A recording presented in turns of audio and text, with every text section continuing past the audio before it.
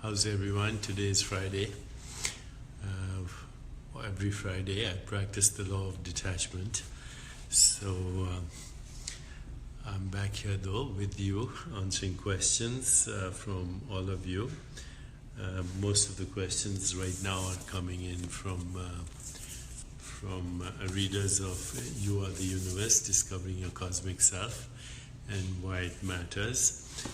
But as I announced yesterday, hello Rishikesh Dikshit, namaste to you.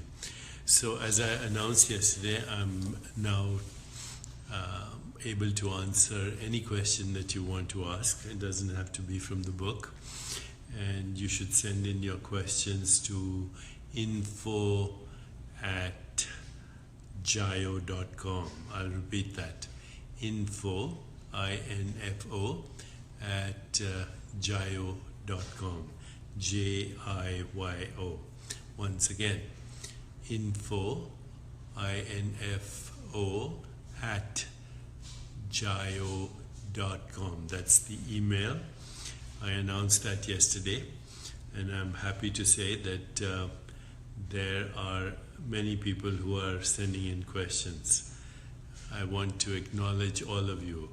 Carmen, Khalees, Jayashri, Clara B, Salongo, Clavitter, Robin Baldwin, Jeanette Sander, and I'm very grateful that you're engaging, and I will get to all of your questions, but one day at a time, okay? I promise I will get to all of your questions, but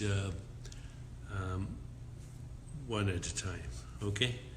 And so if I haven't answered your question, Clara B, Salongo Cloveter, Robin Baldwin, Jeanette Sander, I will get to it, I promise. Yes, the email is info@jayo.com. So today I'm going to answer the question from Jayashri. And Jayashri says, Dear Deepak, I really enjoyed the live chats, although this may be unrelated. No, it's not. You can ask any question. So I need this to be addressed at this point in my life. So I would request to respond to it. I have been a follower of yours for over 2 decades now. I realize that peace and abundance are two elements crucial in our existence. I understand that these are related to karma and evolution of oneself. But is there a simple way of making this progress quicker and not having to suffer in a prolonged manner? I'm tired of waiting for the tide in my life to change and enjoy a moderate level of success so that I can focus on my spiritual growth instead of fighting to survive.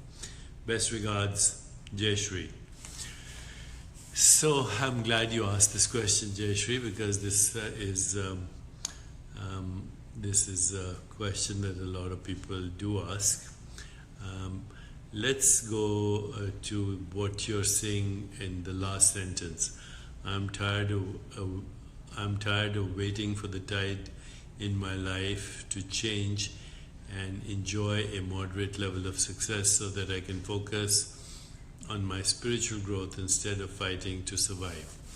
So, like most people, you are conditioned and indoctrinated into the worldview that says there's a hierarchy of needs. So survival comes first, and then safety, and then love and belongingness and achievement, success and intuition and creativity and self-esteem and higher consciousness and ultimately spiritual enlightenment. So you say that in your last sentence, that you will focus on your spiritual growth once you have achieved a degree of success. So I would say now you need to turn that around. Focus on your spiritual growth, and success will come spontaneously. And also, as you move into higher consciousness, you will realize that it's actually your natural state, and that all you have to do is follow simple natural laws. So your question made me go into my library and dig out a book from a long time ago, 20 years ago, more than 20 years ago.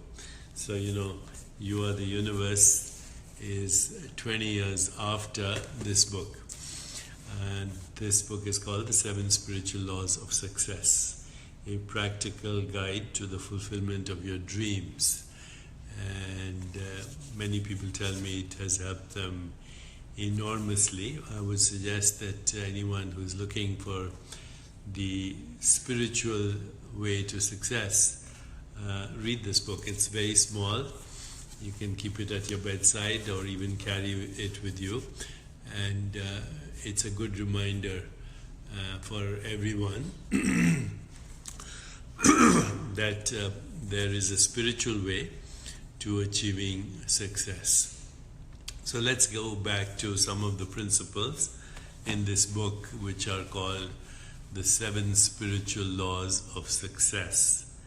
First of all, do recognize that the question Jayashree Srinivasan asked, which is very important, why are peace and abundance so elusive?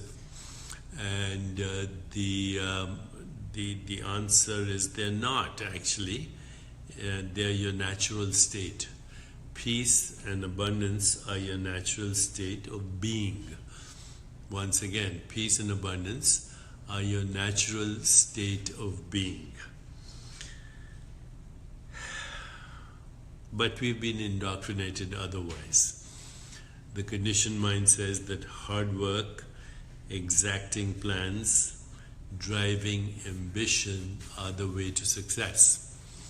And a lot of people do that. They achieve success through hard work, driving ambition, exacting plans, and by the time they have achieved success in conventional terms, which means a moderate degree of fame and fortune, or maybe even a great degree of fame and fortune, by the time they achieve that, by then they are stressed out, they have high blood pressure, they have inflammation in the body, many times they have heart disease, they start to get addicted to drugs or to something or the other. The addiction to power, the addiction to control, the addiction to melodrama, the addiction to sensation, the addiction to securities. The addiction to security is the biggest cause of insecurity, if I may say so. So that kind of success nobody wants. You spend all your life to get successful, and then you'll spend the rest of your life trying to get healthy and restore integration of mind, body, spirit. So please do understand that success through the ego mind is not really success. Okay? Let's define success. Defining success. Success is the progressive realization of worthy goals. It is the ability to love and have compassion. But most important, it is the ability to be in touch with your creative center, which is the creative center of the entire universe. And that is basically your being. And that is, in fact, the first law of success, the first spiritual law of success, which is the law of pure potentiality. That when you get to your ground state of being, it's already there. Abundance, infinite possibilities, infinite creativity, unpredictability, which is a great thing to be comfortable with. Lose your need to control, and lose your need for approval, and lose your need to always be right. So the law of pure potentiality says that your ground state is the immeasurable potential of all that was, all that is, all that will ever be.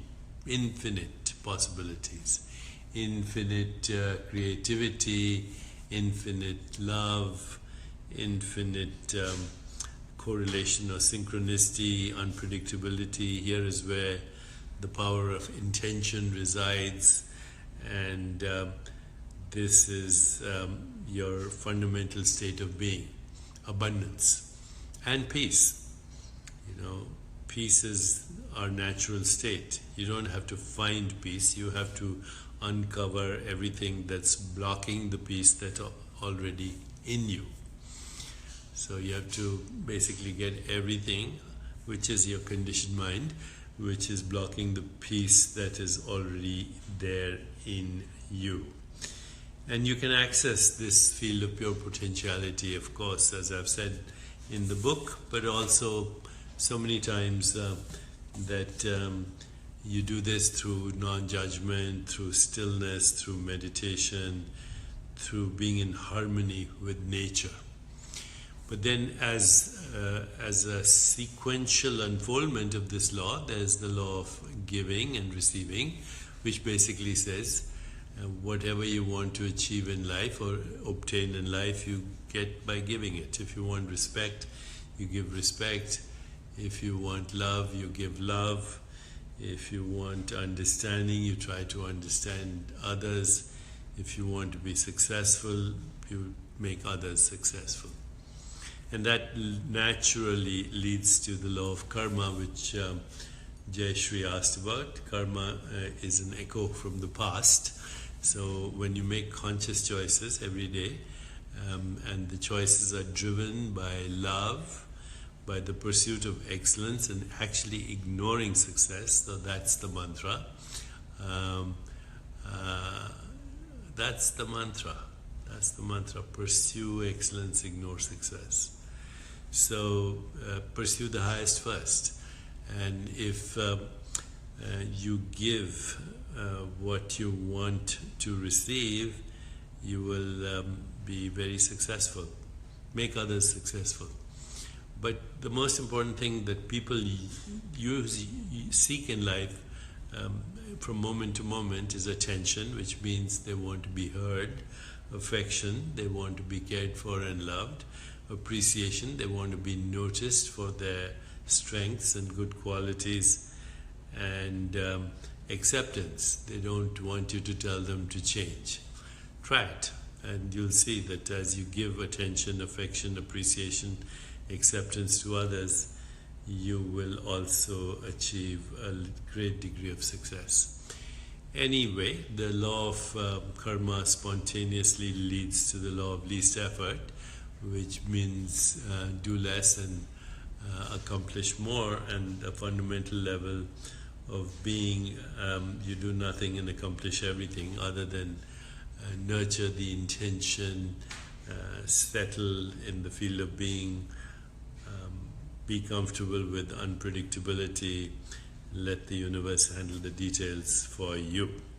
So that is least effort, and that naturally leads to the deeper understanding of the power of intention.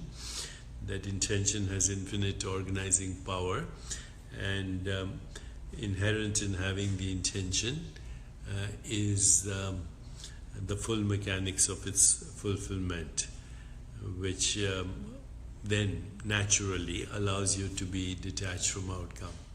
Yogast Kuru Karmani, established in being, perform action. Today is the law of detachment, which means let go and flow. Friday. And finally, the law of dharma, which is the seventh law, which means that when your daily activity, daily work, job, career, and higher calling are in alignment, then you are in dharma.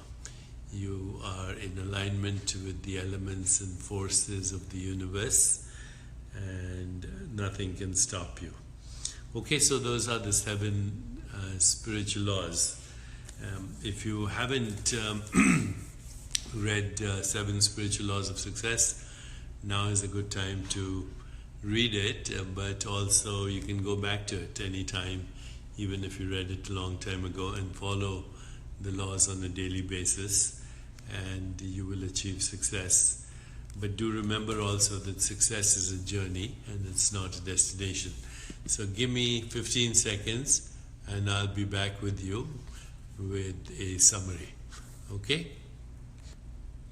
So somebody just now reminded me that when they see the book, they see it not in the way it's supposed to be seen. So I don't know, but you know what I'm showing. Okay, so listen, follow the 7 spiritual laws of success, and you will find that abundance and peace are your natural state. In fact, anytime that you get caught up in the melodrama of the world, just step back and don't get involved in it. Observe your reaction to react, and that'll be enough. If you observe your reaction to react, in that little pause, pressing the pause button, you will know what the right thing is at that moment. And the more you cultivate what we call spontaneous right action, spontaneous right choice making, spontaneity and effortlessness will become your natural state, and you will flow.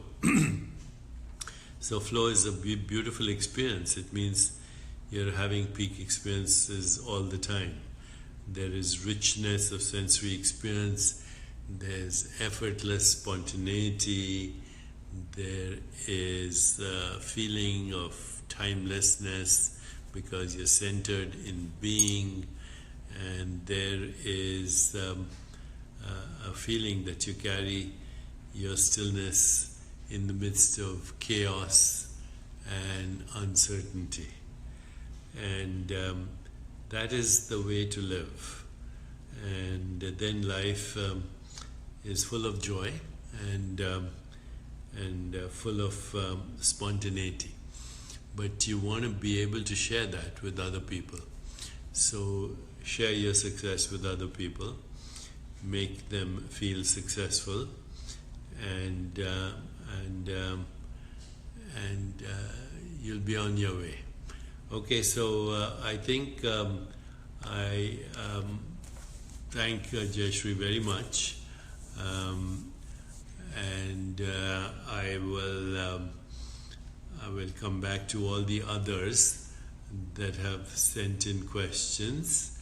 And since I started to do this Facebook Live, Ryan Lee Rayburn said, how did you find giving spiritual advice to Lady Gaga? Marianne Duda sent a question too, and I want to thank all the others: Carmen Calise, Clara B, Salongo Cloveter, Robin Baldwin, Janet Sander. I'll get to your questions. So once again, today's question by Jayashree, the answers are all here in the 7 spiritual laws of success. I shall return tomorrow and answer one of the other questions.